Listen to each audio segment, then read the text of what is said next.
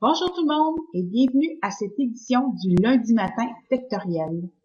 Je suis Joanne et il me fait plaisir d'être l'invité de Nicolas cette semaine pour animer cette capsule. Sans plus tarder, allons-y. Voici un petit aperçu de ce que tu peux faire avec le logiciel que je te propose. J'ai importé cette activité que j'ai créée dans le logiciel, donc je l'avais appelée lecture. Ça devient un module, je peux l'ouvrir.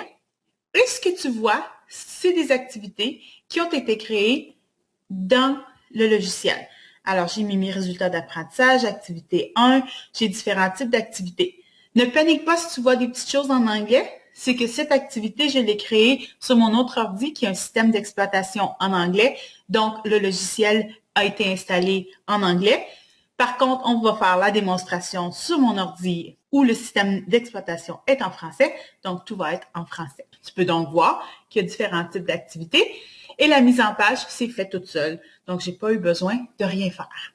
Outre ajouter le contenu, bien entendu. Alors, allons voir comment j'ai fait ça. Donc, ouvre le logiciel EXE.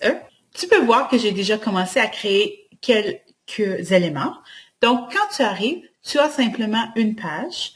La page, ça va devenir le nom de ton module. Donc, c'est très important de la garder. Si tu crées d'autres pages, tu vois ici, ajouter une page, ils deviendront eux aussi des modules indépendants. Donc, à toi de voir ce que tu veux en faire. Tu pourrais toujours jouer avec les différents modules dans le AV.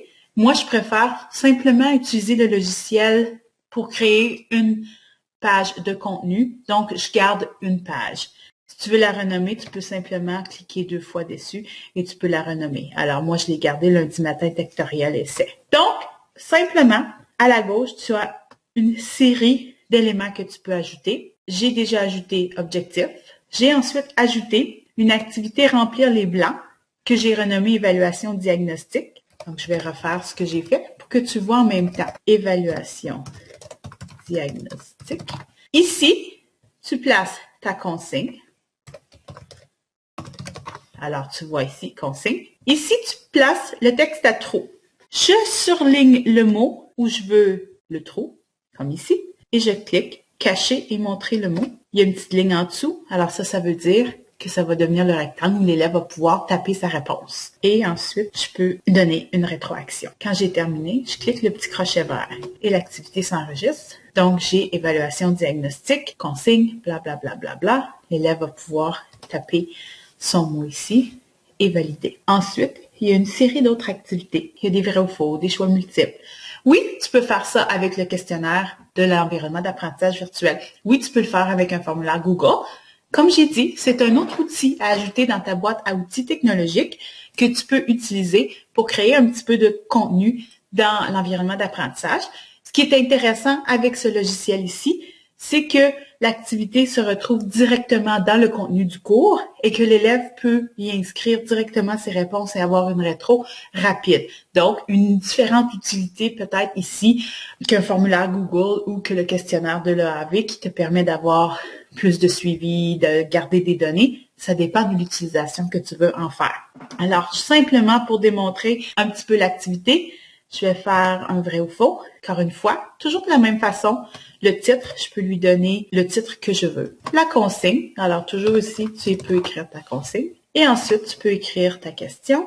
Et puis, tu coches ta bonne réponse. L'écho en retour, c'est ta rétroaction. Et ensuite, ton indice, tu pourrais toujours écrire si ce n'est pas vrai, alors c'est bien évidemment, je fais des petites blagues et je pourrais ajouter une autre question. Quand j'ai terminé, on clique sur le petit crochet vert pour sauvegarder. Le petit X serait pour enlever, donc supprimer quelque chose. Les petites flèches permettent de changer l'ordre des activités. Donc là, je vais faire enregistrer. Ça fait mon affaire. Donc ici, tu vas avoir quand même un bon aperçu de qu'est-ce que ça va donner dans l'environnement d'apprentissage virtuel.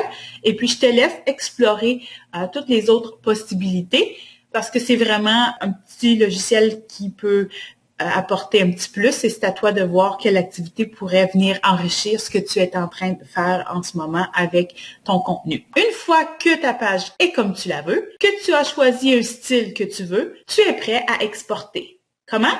Clique Fichier, Exporter, Common Cartridge.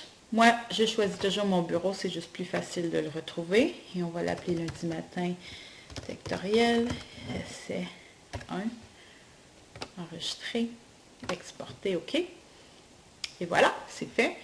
Je minimise, je me rends dans ma communauté ou dans mon cours. Je suis à la table des matières. Tu vois que c'est important que ce soit bien table des matières qui soit sélectionnée, donc en bleu. Tu auras en haut importer, exporter. Clique sur importer, exporter. Double-clic. Rends-toi en bas. Importer la composante. Choisir un fichier. Alors, lundi matin vectoriel et démarrer. Continuer. Je vais nommer la même chose, donc essai, c'est lundi matin. Essai 1. Et ici, sélectionner toutes les composantes. Continuer, continuer et continuer. Maintenant, visualiser le contenu. Alors, dans ma table des matières, j'ai maintenant un module qui s'appelle lundi matin vectoriel essai. J'ai une belle page, je clique dessus et voici l'activité que j'ai créée avec mes objectifs et mes différentes tâches avec la petite mise en page bien simple. Et c'est fait. Ça te tente d'essayer? Tu peux télécharger le logiciel libre d'accès.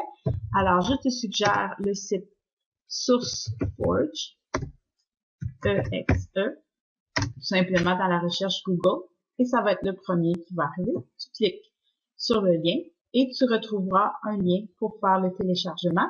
Tu peux le télécharger et l'installer sur ton ordinateur en suivant les instructions, tout simplement. Et tu vas être prêt à l'utiliser, tout comme je l'ai fait.